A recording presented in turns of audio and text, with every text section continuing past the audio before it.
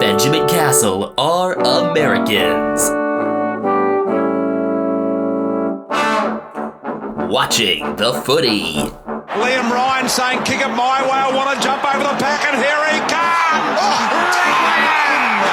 This is Buddy Franklin! This is the greatest showman! Got the handball off to Myers. Myers looking for the lead of Stengel. Gee, they're good.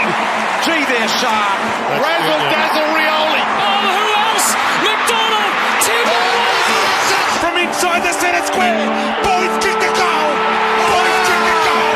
From inside the centre. Foul. I can't believe that.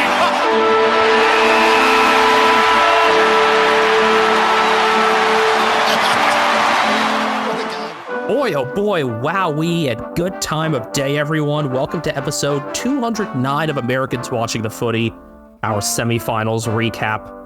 These two semifinals had enough drama for, I think, a full round of footy. I am Benjamin Castle, coming to you from a much more pleasant San Diego now that the heat wave's over. I am Ethan Castle, coming to you from South San Francisco, California. A couple of cracking games where teams got the chocolates and were cherry ripe at the pointy end of the season. In a purple patch. Any more cliches? I think wowee was the other important one to get in there, and now I've said it twice. I think that covers just about all of it, but honestly, what's up with you? Like, just non-funny stuff. What's going on in your life?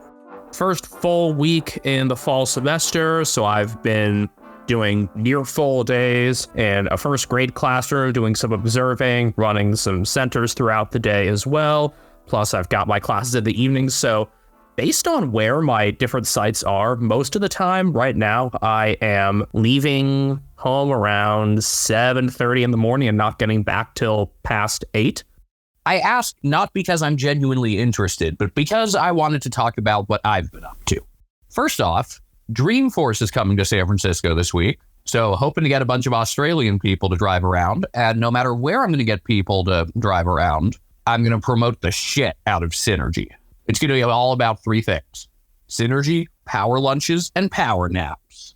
I remember that Dreamforce was going on during one of the past couple grand final weeks.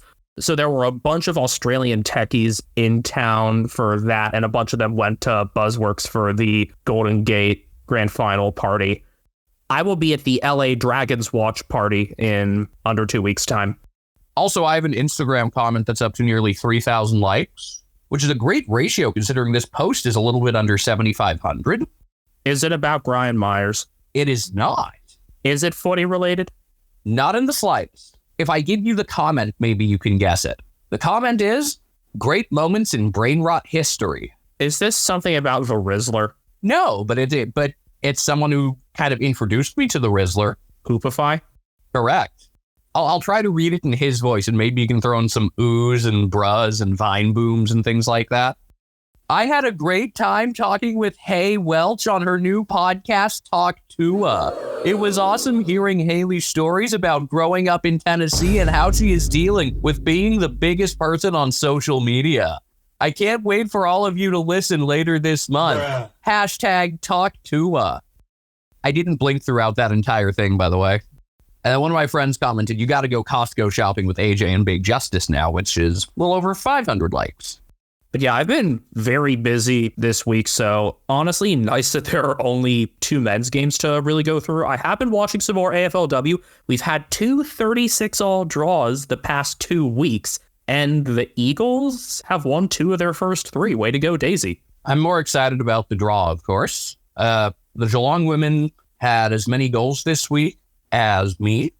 And the second draw was Gold Coast, I believe, after the siren against GWS. Expansion Cup, cracking, the whole deal. Charlie Rowbottom is something else.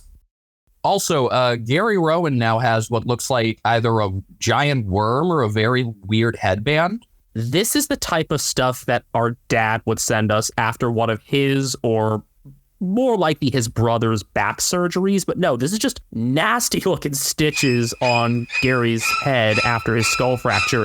He's back at training. I just can't see him playing again, though. He's out of contract, and it would take a whole lot for Geelong to make it to the grand final and then select him. The combination of events where the team would play poorly enough or have enough injuries to get him in, and the Cats making the grand final, those two things really don't go together at all. Also, I guess we haven't really talked much about team and list stuff outside of this, but apparently North is about to give Jack Darling a multi-year deal. Seriously, you guys? The fuck? He's got one more year left on his Eagles contract, so I guess they're going to be adding at least one more. Just makes no sense. Like, for a guy who's going to be 33 middle of next season, I get the idea of wanting, veteran presence. I like the idea of having another tall target just to take some of the pressure off Larky. But to give a guy in his 30s multiple years seems weird. Also, that maybe you want to look at some of your in-house options. Again, if you want to give him just like the 1 year, sure. Would it be my first choice? Probably not, but I see how it could work for multiple. And there's no reason to give North the benefit of the doubt. Oh, they totally know something we don't. With baseball, for example, like with the Atlanta Braves acquiring Chris Sale, it was like, maybe they know something. And now he's probably going to win the Cy Young. You look at the other options that North has in-house. I'm not sure if Tyler Sellers is going to get another year, but Bryn Teakle could take on more of that second ruck and second or third tall opportunity, which he's done in parts this year already. When North's been at their best, he has helped. And also, Finbar mainly got a good amount of buzz in the twos. Instead, you're going to opt for somebody else entirely, and someone who's already 33. I hope also this means that they've already contacted and been denied by Tim Membry, because if there's anybody in the 30s that you ought to be going after for this sort of role, it's Membry. My other one in line with that, some teams knowing things that we don't know, similar to this old tweet, love this trade for the Rays. Who'd they give up and who'd they get? I don't think there's any AFL team that could really fit into that. I mean, maybe Geelong in a sense, but nah. Dan Houston and Carlton could be heating up, but just some questions on whether the Blues are willing to give up their first rounder, which as of now stands at 11. It seems like it would take multiple first rounders. And then something about a Godfather-like deal that the Saints are trying to put upon Zach Merritt. I'm trying to acquire millions of dollars. If I were the Saints, I'd be asking, what would you want back from us? Let's see. Matthias Filippo make up for the mistake of taking Elijah Sadas over him. Cal Wilkie. Darcy Wilson, and a first rounder. Yes, start there. Actually, 2 first rounders. And a human foot. I feel like making this trade for Essendon would be like putting gravy on a cellar door.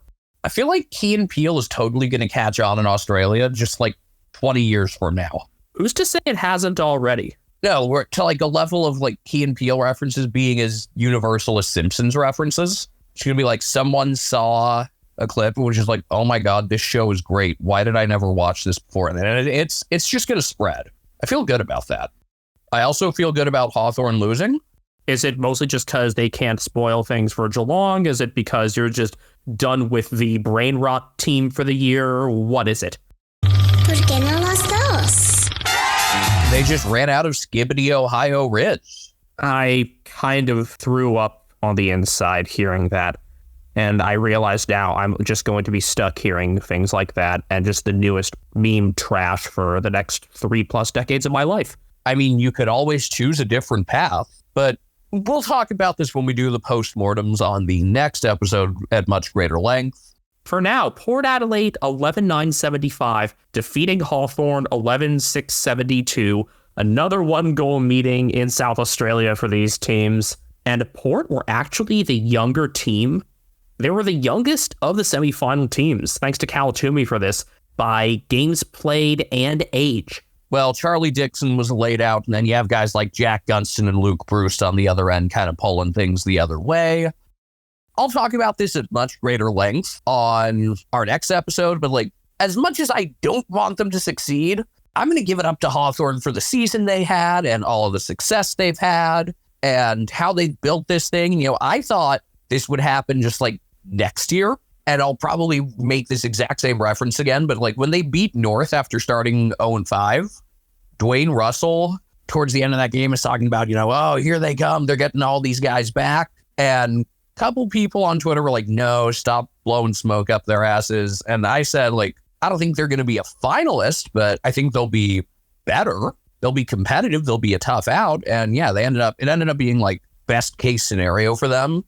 And the way they lost this game is going to hurt. And I'm sure we'll talk a bunch about, post-game scenes and things like that. $20,000 is a fucking joke. That's the same penalty that Alistair Clarkson got. Hinckley said no profanity. He was just jawing at Jack Ginnivan. And for what it's worth, it looked like Hawthorn were, especially Given, just like understanding, yeah, we dished it. We have to take it now, especially in defeat. I do find it impressive that Hawthorn were able to stick with Port again, and just that they made it as far as they did without having Will Day in finals. I need to take a step back here. Alistair Clarkson did nothing wrong. He was just explaining that Jimmy Webster was enjoying a succulent sausage meal. I'm honestly not sure if in the prior 208 episodes we had made a reference to that once. I didn't really know all that much about it until stories about the guy dying came out. Oh, I knew about it a decade ago. I feel like I probably had, but had forgotten. Okay, so the actual football, I think we need to talk about that. Like, yeah, this Hawthorn team, a lot of things went right. A lot of things clicked. We will give the much bigger, big picture thing. But within this game, Port Adelaide actually had the better midfield. And I think of Hawthorn's midfield as a group that can win just about every matchup. That didn't happen here. Even though Jai Newcomb did have 31 disposals, led all players, I didn't think he was that great. I thought it was more just a volume game. And between one of Connor Rosie's best games since early in the season, Willem Drew playing his best since probably the first half of the year, which I guess would be either the dull end of the season or the rounded end. I'm going to go with rounded because it's certainly not dull as in boring. It's just not pointy. Zach Butters was solid. The horny one. Here he is again, the horny one. He called him the horny one. It made me so happy. He did it. Horny one played pretty well and then was dealing with, I think, some nasty cramps or something. Yeah, I think it was cramping. He was excellent in terms of midfield to forward in this game, and that's the role where he's excelled for most of the year. I think second half, he was one of the most dynamic players in the entire league, and he's keeping that up during finals. And I think it was between him and Willie Rioli, who in the clutch won them this game. Rioli with 2 goals of his own, 3 assists, kept getting space off of his matchup, Blake Hardwick. And Hardwick's a tough one to beat. 8 score involvements out of his 15 disposals. I think his assisting, his just setup kicks, whether he's, either the direct assist or what in hockey would be called like the secondary assist, he's not one to typically just completely lower his eyes and be laser focused on the goal. He scans the field really well. I mean, there are other guys who scan the field really well, kind of like Leo Messi types. Offensively, those were the biggest winners there. And defensively, hell of a job from Jace Burgoyne, who was moved to more of a half-back flank, still obviously managed to get up to the wing because he's an aggressive player like that. But we wondered, what was the solution going to be with no Ryan Burton, in addition to lacking Dan Houston through suspension and Kane Farrell through injury? He is training with a main group this week, so that's a prelim watch. But in this game, the solution was Burgoyne.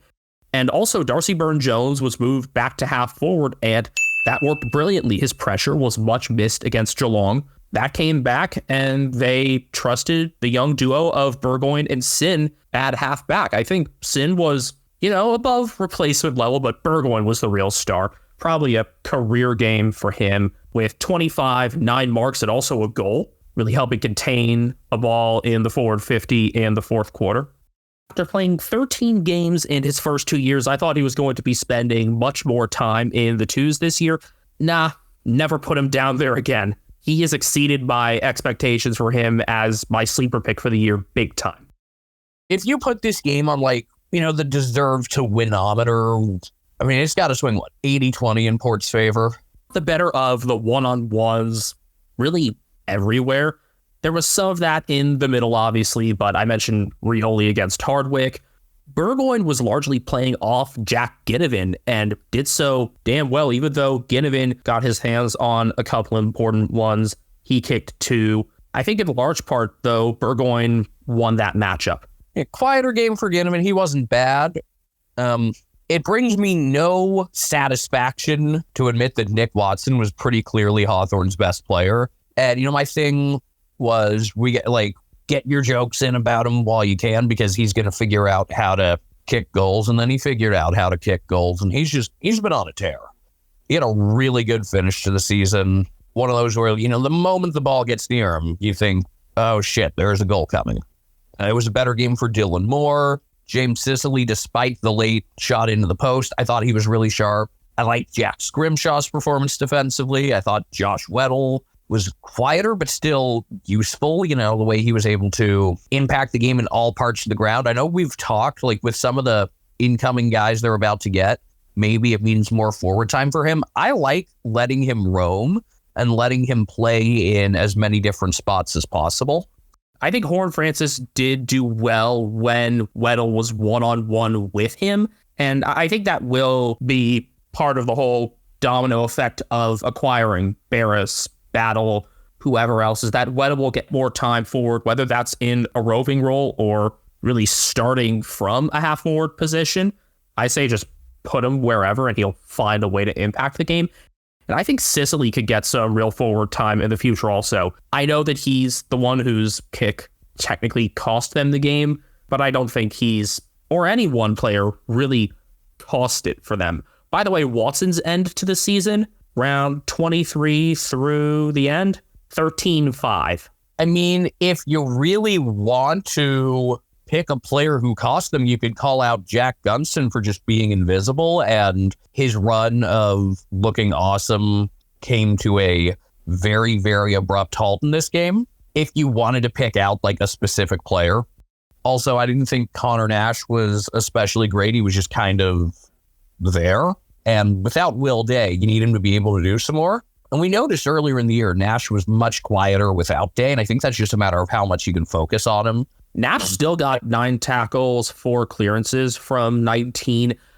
Looking at the stat sheet, the one that I expected to pop up more would have been Connor McDonald, who was limited to just 10 touches. Yeah, he had a couple of earlier moments, and that was kind of it.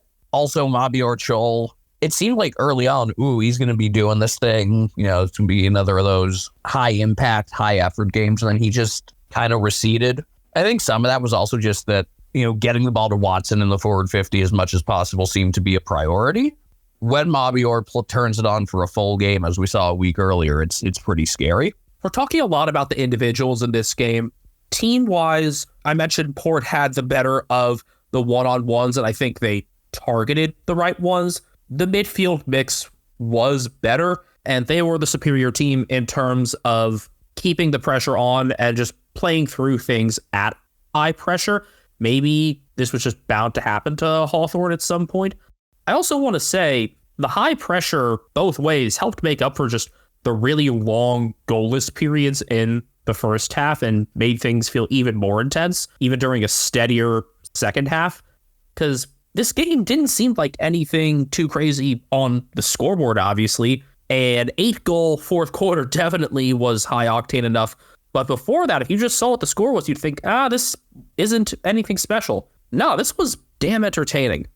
This was a great example of how the most exciting games aren't always the highest scoring. I was super entertained throughout, and it was because it was such high pressure. This was just a really entertaining game. One guy who often seems to go underreported, probably because he's the 4th or so person you think about in the midfield for Port, Willem Drew, with maybe the highest impact 18 disposal game of the year, 8 tackles, 6 clearances, 6 inside 50s, did a lot beyond the stat sheet as well. It's not just that he got those 18 away, it's just some smart kicks, a couple important knock-ons and tie-ups too. Drew's just the type of finals player you need. I know that's a cliche, but he is that sort of player. And now that Port actually have managed a finals win again, it's something to think about. I had said, and I don't know how much of it I had said on here and how much of it I had said just thinking to myself. My thought process was, man, they're going to need Willem Drew to show up like he did earlier in the season, because first half of the year, he was absolutely on one. And he had cooled off, offset by Jason Horn-Francis really upping his game. Some of the better performances Ollie Wines had, but we saw the version of Willem Drew that was winning them games earlier in the year, the sort of performances that I would put him in by votes for this game. This seems like an opportune time to plug that a night after the traditional Brownlow night will be America's Brownlow night, starting at 7 p.m. Melbourne time. We're going to drop the premiere on YouTube. I guess that's an appropriate time to use drop. Am I missing a reference now? No, I just don't like the term for like a release to be drop. I don't know. It just doesn't feel Where are we dropping, boys? I guess. I was also going to mention defensively, Port did a better time against the Hawthorn forward group, even with a down game from Gunston. I think part of that was Brandon Zerk-Thatcher being much more in tune with things. 9 marks for him. Miles Bergman with an active game at ground level and rebounding, led Port with 6 rebound 50s. And if you've got that going, it's going to make the job easier on Alir and everybody else. So that sort of team defensive game is needed for Port to keep pressing on against the Swans. I thought this was going to happen to Hawthorn next week. Close fight, run out of gas. I really thought they were going to win this game. And I think Ken Hinckley effectively has, at least for the short term, saved his job.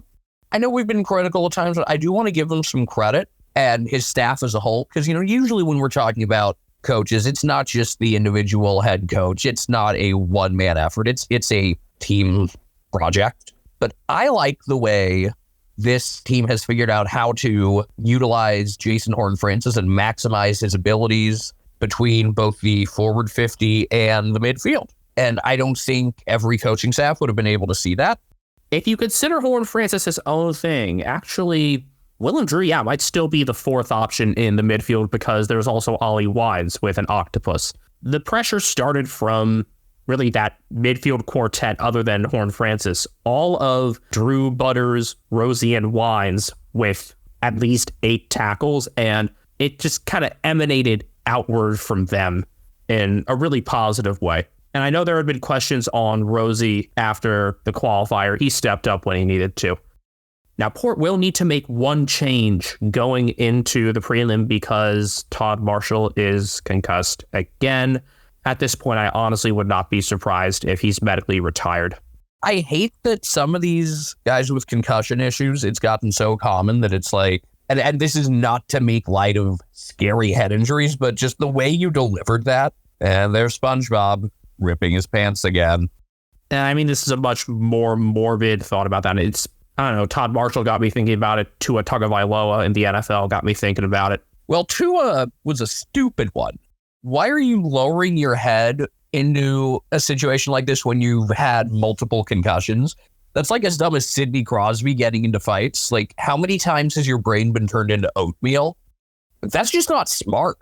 Meanwhile, Marshall's looked innocuous in, I hate saying this, a Paddy McCartan type of way. Yeah, I didn't even realize anything had happened to Marshall in the moment. And normally with those sorts of things, you kind of see right away like, oh shit, he's probably coming out. Whether that's someone with like a lengthy concussion history or not. So what is the move there? Is it just Charlie Dixon back in if he's healthy? I mean, is there like a creative alternative here that I'm not aware of? Yvonne Soldo, Ollie Lord. I think they just go with Dixon. I like the idea of Lord especially, but I think you go with the most proven commodity here when Lord is so unproven. And how long has it been since he last got in round 19 against Richmond and was subbed out?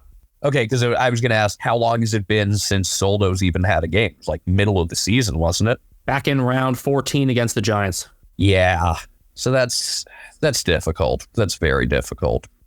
Soldo is one to watch on the trade market because of his lack of opportunities as Jordan Sweet has risen. Another solid game for him. He beat Lloyd Meek, and that is not easy. I think Soldo has been linked to the Saints in some way. At least it's been mentioned, and we call it that. So in Port, we'll go to a head-to-head that has favored them. Favored them much more at the Adelaide Oval. I would be very surprised if the Swans don't win. I still have them as the team to beat altogether, and I think they're What would be the biggest turnaround ever from a home and away loss to a finals win? Because, I mean, it would be at least 113 for the Swans to win. Are you referring to 2022? Back in round 2 of 2022, the Swans beat the Cats by 30. So it would have been 111. Yeah, you're right. 111. Yeah, I'd be pretty surprised if the Swans lost this one. Hold up. Did I call a Swans-Lions grand final? The prediction I really remember making was Caleb Sarong-Browlow, and he will poll well, but I think my grand final pick might have been Swans-Lions. I mean, that sounds right. Just the last time the Swans beat the Power, it was 2016. 2016. Tom Mitchell was one of the biggest performers in that game, and Alir was in defense. And, oh yeah, Toby Nankervis was there too. What? And Sam Naismith and Gary Rowan, and your man Dan Hanbury was still there. Duh. What year was that for Isaac Heaney, thinking about it? That was his second season.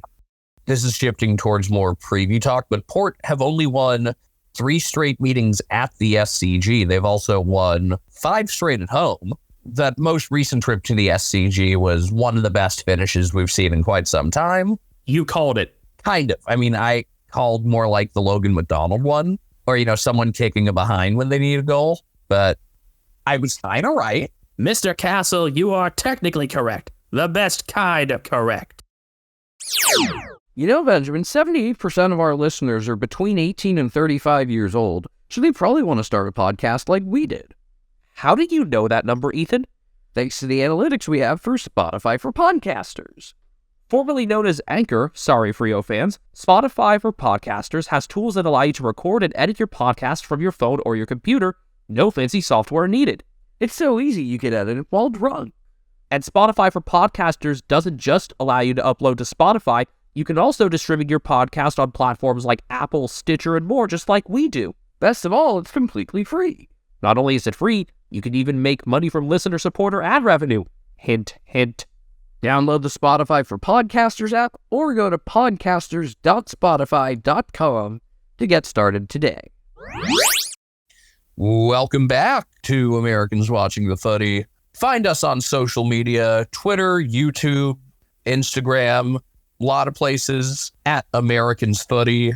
Individually, I am on Twitter at Castle Media. I am at Benjamin HK01. Ethan the son, my nephew, the executive producer, Brian Harambe, is on Instagram at @catnamedGryan. Is he still playing with your laptop? Nah, he's just sleeping now, but he's here. He's chilling. I feel like pulling out a SpongeBob-esque quote here. What could be worse than one big finals lead blown? I know! 2 big finals leads blown! Greater Western Sydney Giants, 15-10-100, defeated by the Brisbane Lions, 15-15-105. Yes, that's right. In both games this weekend, Andrew Gigach got to use his winning by X behinds gag. So this was a 44-point comeback, which is the joint 3rd largest ever in VFL AFL finals history, and the largest ever to be a true road game. Also, shouts out to the Brisbane banner. Normally, GWS are kind of the banner gods. Last week, we eliminated Dan Gorange. This week, it'll be the Orange T. We've seen better, but that's good for the Lions. I think that's the first time we've really noted a good Brisbane Lions banner. Also want to get out of the way quickly.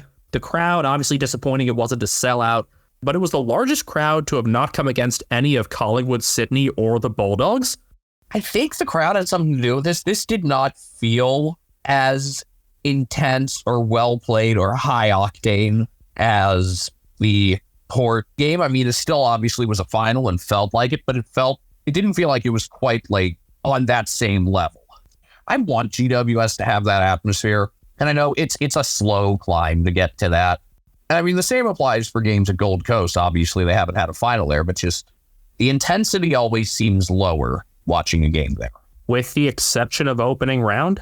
Yeah, I mean, that's really the one. Like, even Sydney Derby, I guess that one a little bit, but like atmosphere-wise, And it didn't seem like as well played of a game on the field. It didn't seem like it was poorly played. I mean, like I said, it was clearly a final, but it wasn't like as amped up to me as the prior night. Am I correct on that? I think the pressure was more constant in the first game, so maybe it was that. I was more just focused on the actual action around the Oval. And of course, because it's going to be 20-something thousand at most there as opposed to 50-something in Adelaide, yeah, the crowd won't feel like it has as big of an effect. I was still really invested into this game, obviously. Just the up and down trends of it really had me excited the full way. I really felt like with the Eric Hipwood point-blank miss and the quick Giants response at the end of the third, that felt like it should have been game, right? I think it should have. Tom Green and Lockie Ash then made it 7 goals in a row. And then even after the Lions got a few back, Kai Lohman was really daring, deciding to step around Whitfield to end that drought. But then when the Giants needed it most, Brent Daniels had 2 assists in as many kicks. And I thought Daniels and then Jesse Hogan against Jack Payne would win it for the Giants. Brisbane didn't get a response before 3/4 time. And just that Hogan matchup had totally gone his way the whole night, especially in the middle 2 quarters. And then Jack Payne fought back like I didn't think he was capable of doing in this game. He held Hogan statless in the 4th. I still thought even with that, Hogan was the best player in this game. The coaches' votes agree, but they're very messy coaches' votes. We know for sure that Daniher and Iden each got 1, that Tom Green got a straight 2. I don't know how Daniher only gets 1. It was a very, very Joe Daniher game. If you can beat Sam Taylor for 3 goals and he had 4 on the night, then that deserves a whole lot of respect. And I think that's an understatement. He made the winning plays in a super close game. And against maybe the toughest one-on-one defender in the league. Yeah, he got one of his goals from getting Isaac Cumming holding the ball, but the other 3 were all against Taylor. And also, Daniher beat Taylor to get away the last kick of the game, too. That felt just very, very fitting. All night, Daniher was staying as deep as he could just to keep Taylor out of the game otherwise. And I thought that was a smarter move, especially with Daniher's ability to stand up to the moment in finals. We've seen him do that the past few years. It's just weird because like when you deconstruct how comebacks usually happen and how you try to go back and look and say, all right, what caused this? What were the moments? It felt like, again, the Hipwood miss and then the 2 GWS goals late in the third. Those seem to be the moments that should have put this away, right?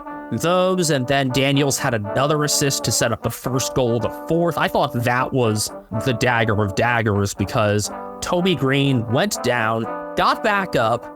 Harris Andrews couldn't keep him down. And Brandon Starcevich and Will Ashcroft were on the scene as well. I do want to credit those 2 otherwise, though. Starcevich with a decent job against Toby Green and a carrying and launching game as well. And then the coaching move that won this game was Will Ashcroft into the middle, which seems incredibly obvious, and yet it didn't happen until around middle of the 3rd quarter. But once it did happen, really everything opened up for Brisbane. More success converting from clearances, more forward ground ball gets. It helped get Neal and Dunkley and McCluggage more into the game. Ashcroft did pretty much everything other than score a goal himself. 2 assists, 10 score involvements, 5 launches, which is insane for a midfielder. And a couple of those were really hard gets with just swarms of Giants converging on him and still manufacturing the right touch. I remember one to Lohman where there were like 7 Giants around him. The way I saw this, I thought Lockie Neal getting a shit ton of clearances is what really made things happen in the 3rd quarter to get him in position to have a chance. And then Will Ashcroft really led in the 4th. Neal I don't think he had a single touch in the 4th. So, Toby Bedford did his part. It was Ashcroft reading the hitouts that started things. Jeff White made one of his, as usual, excellent videos about how he was able to get first access to Kieran Briggs' hitouts in particular and be able to turn those around because Oscar McInerney was obviously providing good enough access. And that was another great ruck battle. 2 great ruck matchups this round. A lot's going to be made, obviously, about Hogan's success, how Andrews had to fight back, and then on the other side, what Daniher did. But I hope Callum Achi is not lost in all of this because he was able to totally outdo Lachie Whitfield. He limited Whitfield to a single score involvement while having 11 himself, 11 contested from 17 and a goal 3. What you have to do to challenge Whitfield, you got to be physical with him and you've got to be willing to take things into the air. And Achi is the perfect player for that. So that was an excellent move from Chris Fagan that worked throughout the game. Yeah, despite the inaccuracy for goal, I thought Achi was pretty good. I'm surprised to see him ranked so well in the coaches' votes. I didn't think of him that highly. I thought he was good, but didn't quite think of him like that. The ruck matchup was really interesting to me because despite neither of them getting a high percentage of hitouts to advantage, I thought both were pretty important and impactful and effective in their moments. I thought Briggs for the first half really had his way, and then second half it kind of evened out some. I still thought Briggs was the better of the two, but he did get quieted some as things went on. Like, I think the most consistent team, because like I said, between Neil and Ashcroft, there were different performers who had moments for the Lions. I think the most consistent theme that I get out of all of this is that the big GWS contributors to get them out to that lead largely faded as the second half went on. I guess Daniel's not getting as much of it and not getting deeper kicks after that first one of the fourth was part of it. Tom Green being beaten at the source and just not having the efficient game that he can have but doesn't. Yeah, we saw an efficient Tom Green. Which game was it? Was it the Frio game that he was so good? I got to try to figure out which one, because he had one super efficient game towards the end of the year. It might have been Frio. It might have been... Who was the game before that? Round 22 at Brisbane. Yeah, you didn't quite get that. Stephen Cornelio was not great this year to begin with and then got hurt. I wouldn't be surprised if he bounces back next year. I guess that's more of a conversation for the post-mortem. I did like this game somewhat out of Harry Himmelberg. Thought Harry Perryman had a couple moments as well, but Finn Callahan was largely held in check, which is huge. Brent Daniels, I think I do not appreciate him enough because he's had a few games like this where I look at the numbers after and I was like, shit, he did that? Yeah, it was both the Brisbane and Frio games that Tom Green was really good looking back at his numbers now. I mean, Daniels was one of the ones that stood out to me with his 4 assists and 3 of them coming in that late third, early fourth window where I thought the Giants had put the game away and then they suddenly did not.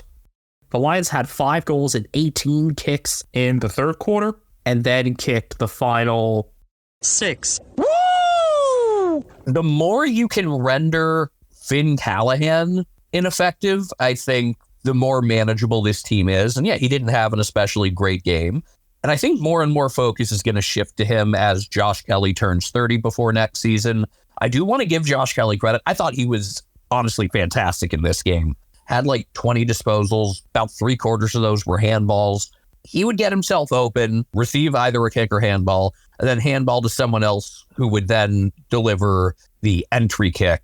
He wasn't the deepest one. He wasn't starting the tsunami. That ended up being more of a team effort with less involvement from Whitfield, but he accelerated things. The most effective disposals I noticed from him were towards like the forward part of the midfield. And I'm just thinking of a couple in particular.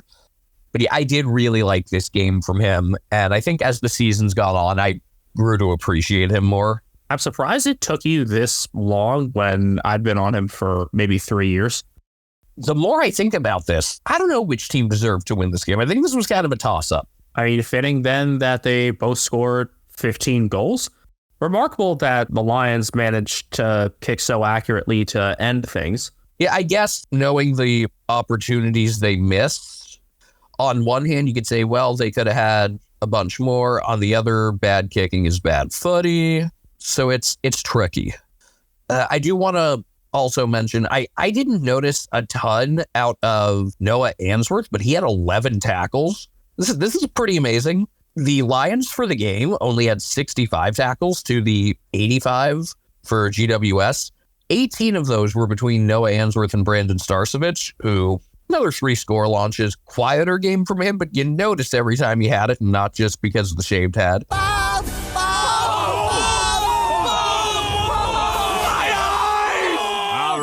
All right. right. Answorth ended up being the last line of defense on some spalls, depending on where Starcevic was. I remember him having just some really damaging tackles on Toby Green and a couple others. So he wasn't one that really struck me on first watch, but when I saw his name being mentioned on socials, I went back in my rewatch because I had time for that and focused more on him. He was one that I said needed to step up to be able to counter that mix of Green and I guess more so Darcy Jones in his helmet.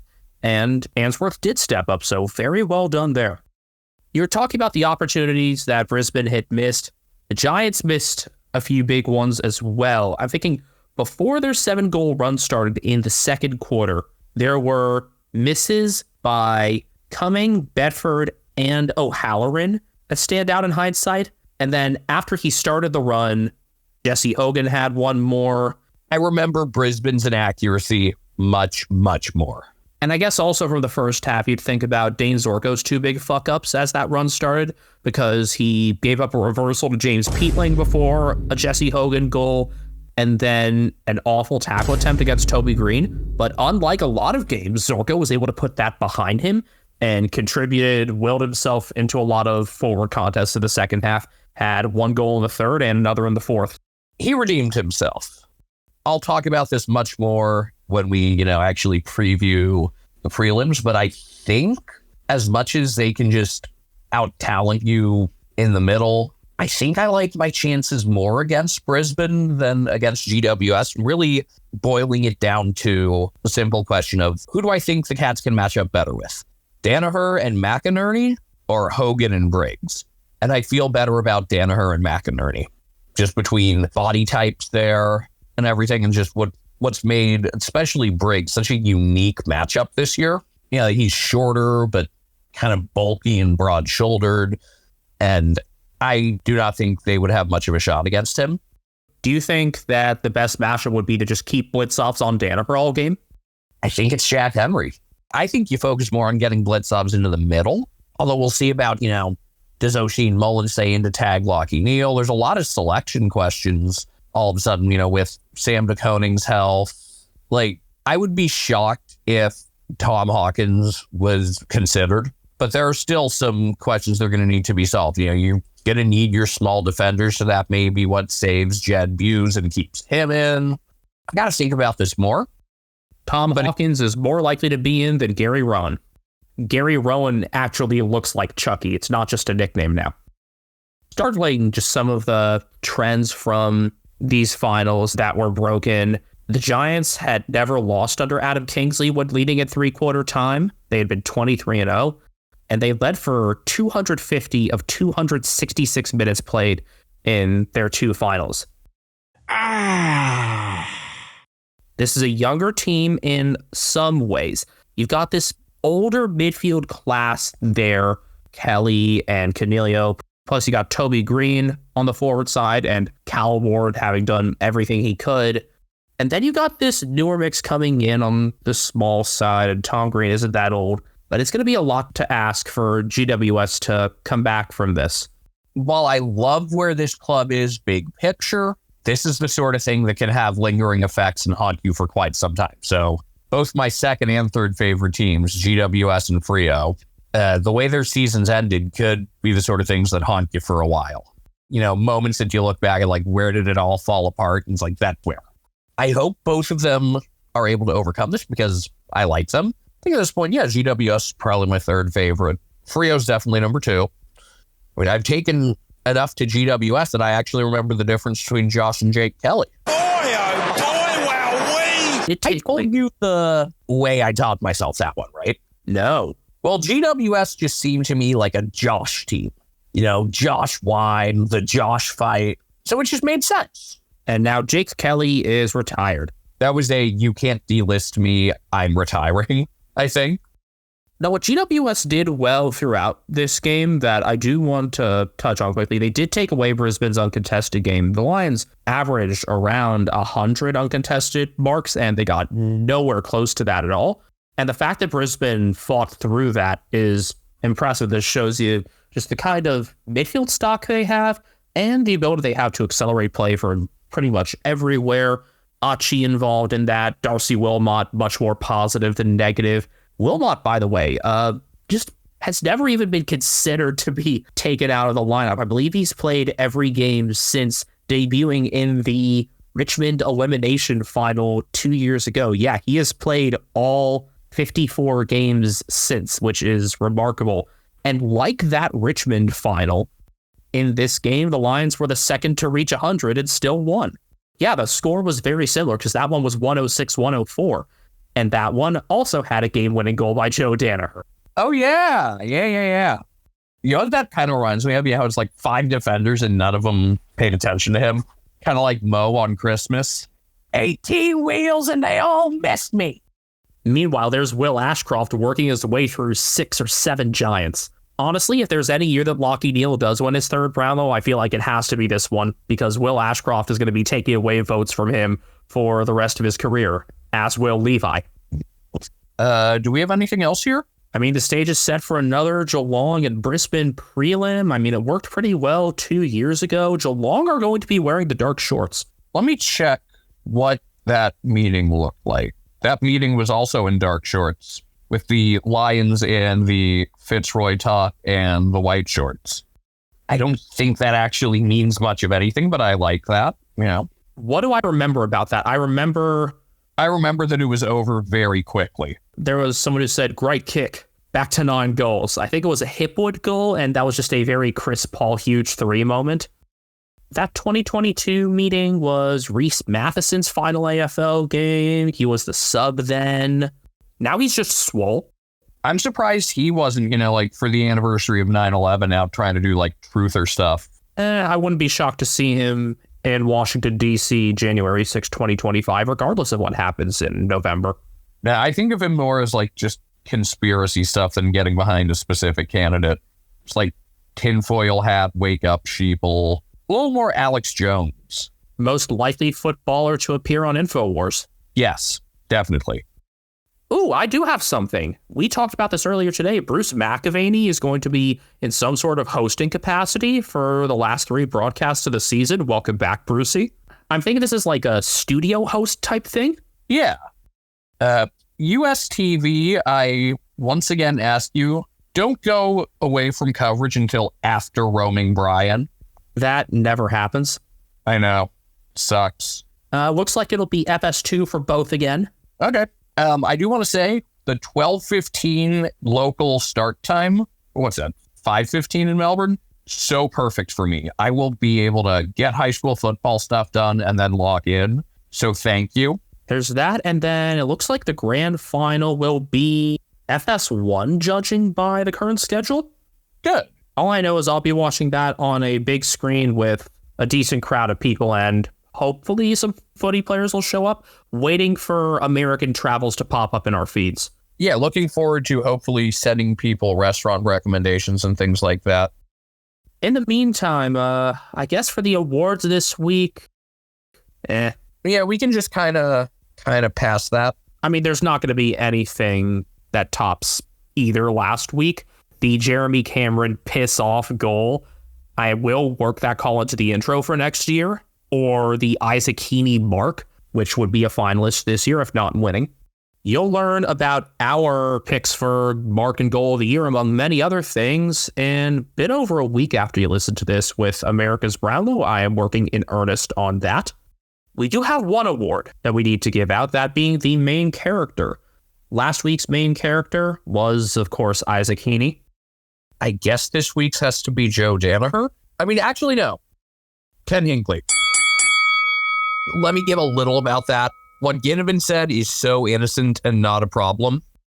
Also, controversy and drama like that, I think, is good entertainment. But I was always under the impression that there was just like a general rule policy of like beat the shit out of each other, but at the moment the final siren sounds, everyone's friends and we all shake hands and ask each other how everyone's family is doing. And for that behavior to come from a coach seems like, a violation of that sort of unofficially agreed upon policy. Especially as they were lining up for the Luke Bruce to chair off, because that was his 300th. Yeah, it was again, great drama. this will definitely be a thing in coming seasons. And like, if Port lose in the next couple weeks, there's going to be a lot of grave dancing. God, imagine Hawthorn fans stuck between cheering for Geelong or Port after all of this. All I can think of now is Hawthorn fans cheering for a very particular Geelong goal last year and nothing else. Isaac Smith? Yup. It was cool seeing that he was there for Bruce. I think they said 17 of Bruce's premiership teammates were there. Now, though, I would like to see the same sort of energy with Smith at Geelong. You know what's weird? I don't have this feeling. 2 years ago, I really felt like whoever wins the Geelong-Collingwood qualifying final is going to win the whole thing. I haven't felt any of these games yet like whoever wins this will end up winning the whole thing. I remember Nick Negropontis saying that he believed whoever won the Giants and Lions game was winning the flag. I was thinking more, I guess, Swans Giants, but there are a couple things that go in the Lions' favor. I think there's something involving history with Hawthorn, but more so, all those other big comebacks in finals, the rest of that top 5 VFL, AFL finals comebacks of all time, were part of flag runs. So, number 5, Essendon coming back from 42 down in the 1993 prelim with the Baby Bombers to defeat Adelaide. That was Tim Watson kicking the sealer. Tied at number 3 with Brisbane this week was Carlton in the legendary 1970 grand final. They were down 44 at halftime. That was the Jezelenko mark game. That was the record crowd. The only two that were larger, 1973 Richmond coming back from 45 down to defeat Collingwood. Kevin Bartlett with the go-ahead and sealing goals. And then you have to go back to 1931 for the largest ever. Geelong were down 47-0 at quarter time. I had to go back and check that a number of times to make sure I was correct. But they were, and they defeated Carlton. All 4 of those other teams in the top 5 had those big comebacks on flag runs. An extra fun fact for you, thanks to Swamp, Brisbane had not beaten Geelong in an AFL game in Victoria since 2004. That was before Logan Morris was born. I could see Logan Morris being taken out, though. For, Bruce? Yes, and I posed that question to the Fox Footy guys. I hope they answer it on their show. Morris was subbed out, and that did seem like a you suck sub. Do you try to get somebody who can be a bit faster and work outside against Geelong like Bruce Reville? Or is it more that you get him in over McKenna and move around who's the sub? I feel like within all this, though, Morris would not be a sub pick. He's either in or out. Yeah, I think one of McKenna or Bruce is most likely, whether or not Bruce is in. That's the big question for Chris Fagan at selection. And I think that's a good note on which to end this, because there will be more clarity in the couple days between this recap and the preview. And we've talked a lot, and I think it's time for me to just kind of digest all this, do some editing, and get ready for my week. Yeah, so you know the drill. We're on a bunch of social media sites, Americans Footy. Keep following stuff. It's nice to see, engagement does kind of peak a little bit this time of year. Hopefully some of those new listeners or viewers as YouTube goes turn into recurring ones. That would be great. So if you're new here, welcome. Hope you stay for a while. The individual accounts, Castle Media, Benjamin HK01, and Cat Named Grind on Instagram. Good time of day to you all. Fire John Harbaugh.